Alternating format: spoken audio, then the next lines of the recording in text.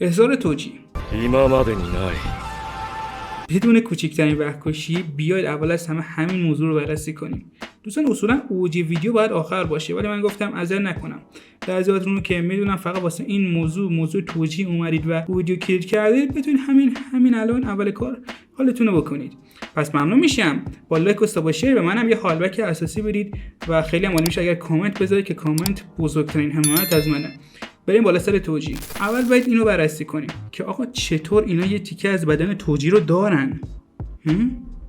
پیرزنه تو فلش بکش گفت که برای تغییر شکل احضای روح یا هر گفتی که هست یه تیکه از بدن شخص مورد نظرش رو هم باید داشته باشه حتما. سوالی که اینجا پیش میاد اینه که این ننه جونمون چطور تونسته به یه تیکه از بدن توجیه دست پیدا کنه؟ یه تیکه از بدن توجیه بود دیگه، اگر اشتباه نکنم ترجمه‌ام نریده باشه که نریده، آره یه تیکه از بدن توجیه بود. خب چطور تونستی به دستش بیاری لعنتی؟ تئوری اینجا باز میشه. اون جاسوس دوم بود، جاسوسی که اوتاهیمه میگفت نمیتونیم راجبش هیچ کاری بکنیم. آیا ممکنه پای اون وسط باشه؟ تو بررسی قبلی هم بهتون گفتم احتمالش هست جاسوس دوم، همون جاسوس دوم گتو، همون آقا مغزه باشه. ممکنه هم نباشه. رو تصویرم براتون میذارم یا نه ولش کن، لینکش این بالا میاد، خواستید اون بررسی رو ببینید که الکی اینجا وقتتون تلف نشه، این ویدیو تایمش نره بالا. و آره گفتم ممکنه آقا مغزه باشه، ممکنه هم نباشه، اینم گفتم تو ویدیوم. و الان بیشتر رو این میتونم مانور بدم که این جاسوس دوم یکی از همون آخوندا، شیخا، شاهزاده، هر کوفتی، حالا همون بالا سریاست. میدونی چی میگم؟ فقط نمیده حالت چی هن. موضوع اینه که جاسوس دوم یکی از اوناست. من رو این شرط میبندم آقا مغزه مسلما نمیتونه این تیکه رو به دست این ننجون رسونده باشه، اصلا امکانش نیست به نظرم. اصلا همین که آقا مغزه بدن سوگورو داره خودش تاییدی برای این احتمال، نه خودش چجوری بدن رو به دست آورده دیگه، درسته؟ رفته سر قبل یا هر چی. میدونی چی میگم؟ حالا اون به خاطر اون مسئله که ساتورن ازش بدنش رو نابود کنن هم بودا، ولی کلا آقا مغزه یه رابطی داره. این رابطه هم این ننجونه رو به اصطلاح کمک کرده واسه گرفتن بدن توجیه. همینجوری الکی نمیتونن داشته باشن بدن دوتا از خطرناکترین انسانهای زمین رو. اینا حتما با یکی از این خانا در ارتباط هستن، یا بهتره بگیم که ممکنه یکی از همین خانا جزء نفرات اصلی این تیم آقا مغزه باشه. این از این. حالا بریم سر این اسم قسمت هست سانس، اگر اشتباه نخونده باشم. اینجوری که من فهمیدم معنی خاصی نداره در واقع، به یه نوع خاص از میتینگ میگن، دیدار، دوره همی، حالا هر گفتی، دیداری با افراد مرده، ارتباط گرفتن با افراد مرده، احضار روح شاید هم بتونیم بگیم. اما موضوع اصلی اینه که این جلسه با افراد مرده جلسه گفتگوی هستش، اینجوری که من فهمیدم، حداقل تو اینترنت رو صفحه براتون گذاشتم، احتمالاً فهمیدم جلسه گفتگوه نه کنترل. آیا به نظرتون موپا و گگه نمیخواستن به این اشاره کنن که ما قرار شاهد این باشیم که توجیه بدن این یارو نوه رو چی بهش میگن تصاحب کرده باشه، حتی برای مدت کوتاهی تصاحب کرده باشه. همونطور که ما تو فلش بک ننجون دیدیم، اون کاملا کنترل داشته رو شخصی که حالا به قول معروف احضارش کرده. اما ما تو همین قسمت قبلی دیدیم که آقا مغزه داشت توسط سوگورو خفه میشد.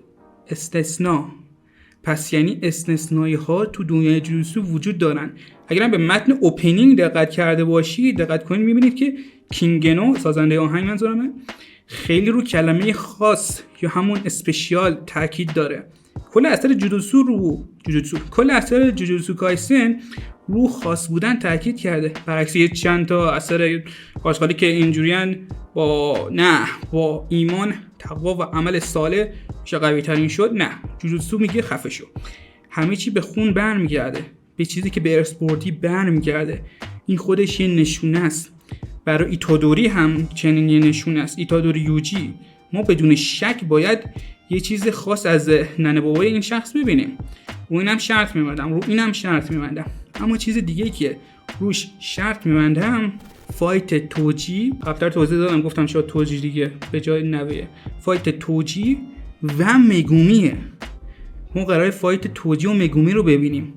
اگر به اوپنینگ دقت کرده باشید، دقت کنید، ما شاهد توجی بودیم که از سایه مگومی میزنه بیرون و دقیقاً همین لباس ها رو داره.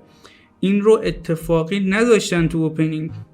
از این بگذاریم ما شاهد این بودیم که مگومی تنها جلوی توجی میفته یه جای دیگه. خب این اصلا خبر کوچیکی نیست. توجی کنترل این نوه‌جانمون رو به دست میاره و با مگومی فایت میده. دیگه کسی نیست که بذار همچین پتانسیل خفنی الکی از دست بره. این کارو نمیکنه. بس پتانسیل شد یکم از شخص توجی دور بشیم. اینو همینطور که گفته بودم بخون میده و خواهد داد. آره تو بررسی قسمت قبلی اشاره کردم، اما موضوع اینه که نامین تکنیک اینو رو به رسمیت شناخته. اینو اصلا شخص ضعیفی نیست. میدونم بهش میخوره احمق باشه، ولی احمق هم نیست. تو قسمت‌های قبلی دیدیم که اونم میخواست جواب نانامی رو بده، سر اون قضیه پرده بود و درست هم بود اگه این زیرنویس رو دقت کنید. خب این شخص هم باهوشه هم قویه و تکنیک گگه براش انتخاب کرده خیلی جالبه. شماره 4ش احتمالاً قوی ترین احضارشه و ما هنوز شماره 4 ایشونو ندیدیم.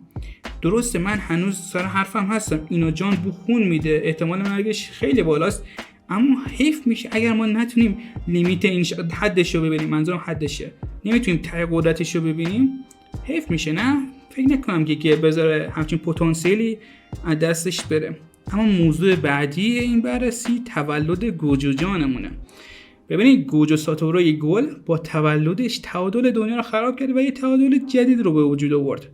از دست رفتنش چیز کمی نیست. تو فلشبک ننجونه و این بابا ماریو دیدیم دیگه تولدش اصلا چیز کمی نبود. ما کلاغای میمه رو دیدیم که انگار از پس این بابا ماریو بر نمی اومدن، یعنی میمه نتونست با اینو دستگیر کنه، ولی با تولد گوجو همه چیز عوض شد، رفت تو سوراخش این یارو.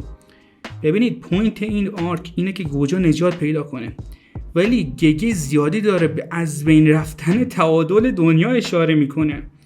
فهمیدید چی میخوام بگم؟ سکونا. گگه داره به آزاد شدن سکونا اشاره میکنه. خب اومدن بالانسی جدید، حداقل واسه یه مدت کوتاه. البته که گگه از اول اثر هم به این اشاره کرده که قصد اینو داره گوجو و سکونا رو بندازه به جون هم، ولی به این اشاره نکرده بود که کی قوی تره. من بعد از این چیزایی که دیدم، بعد از تاکید گگه و ماپا رو تعادل دنیا، میتونم بگم که اگر از سکونا 20 انگشتش رو به دست بیاره از گوجو قوی تر میشه. مانگاخونا لطفاً تکذیب نفرمایید، بذارید یکم ما انیمه بینا با این تئوری بازی ها حال کنیم. اوکی؟ دمتون گرم. مسئله بعدی، شاهکار کارگردانی صدا. بدون شک از لحاظ موسیقی و ساوند افکت این سیزن بهترین سیزن جوجوتسو که چی بگم، بهترین سیزن کل تاریخ انیمه و حتی سینمای غرب و ایران و همه جا. میدونی چی میگم؟ اگر میگی نه، همین الان کامنت کن نظرتو بهم بگو. اون انیمه که یا فیلم و سریالی که میگی ساوند افکت ها کارگردانی صدامون بهتره، واسه من بنویس، من مقایسه کنم. از لحاظ موسیقی و ساوند افکت و کلا کارگردانی صدا مقایسهش میکنم. ولی با جرئت میتونم بگم که بین شاید 1000 تا انیمه و فیلم و سریال و اینا که من دیدمه، که البته اکثرا آشغالیه، فکر نکنید 1000 تا که دیدم شاهکار بودن. کلا تعداد اثرهای آشغالی همیشه اثرهای خوب بیشتره. خب بین اون همه فیلم و سریال و انیمه‌ای که من دیدمه، بدون شک کارگردانی صدا این قسمت یکی از بهترین کارگردانی صدایی بود که تا حالا دیده بودم. شاید میتونم بگم واقعا بهترین. خب این از کارگردانی صدا که به نظرم فوق‌العاده بود. یوجی میره و مگومی رو تنها میذاره. چرا اینو میگم؟ ما تو تریلر اونو کنار تودو در برابر موهیتو دیدیم و همونطور که قبلتر گفتم مگومی قرار تنهایی با نوه ننجون که نه، همونطور که گفتم با توجی مقابله کنه. توجی و مگومی قراره با هم فایت بدن، شاید هم فقط حرف بزنن، نمیدونم. قبلتر راجبش حرف زدیم دیگه، ولش کن. الان میخوام روی این مانور بدم که چی میشه که یوجی و مگومی از هم جدا میشن. تئوری اول، مگومی میگه که ایتادوری تو دیگه این دوتا میخوارا دست آقا ماریو بود دیگه، الان دیگه نیستن و تو برو داخل و کمک کن اینا، من میرم بالا کمک اینو و. اما یکی میاد مجبورشون میکنه که از هم جدا بشن. کی مثلا؟ جوگو، ماهیتو، چوسوگوزو اینو بیشتر هستم، واقعا اینو بیشتر هستم، خیلی به نظرم جذاب تره. و همین این بود از بررسی قسمت 11. اگر اشتباه نکنم واقعا شاهد یه قسمت عالی بودیم، هرچند اندینگ یهو نیومد تو دهن، به نظرم یهو اومد تو دهن، نمیدونم چرا ولی همچین حسی دارم و یکم سرش اذیت شدم، به نظرم قشنگ نبود زیاد، ولی آره همین بود. اینم از بررسی قسمت 11 جوجوتسو کایسن. ممنون میشم اگر با کار حال کردید، با ویدیو حال کردید، با لایک و ساب و شیر به من حال بک بدید و خیلی هم عالی میشه اگر کامنت بذارید که کامنت خیلی دوست دارم. نه بیشوخی کامنت بذار، مشکل چیه کامنت نمیذاری؟ تا ته ویدیو میبینی بعد کامنت نمیذاری، اصلا دلت میاد؟ کامنت بذار. ممنون، دمت گرم. فعلا بدرود.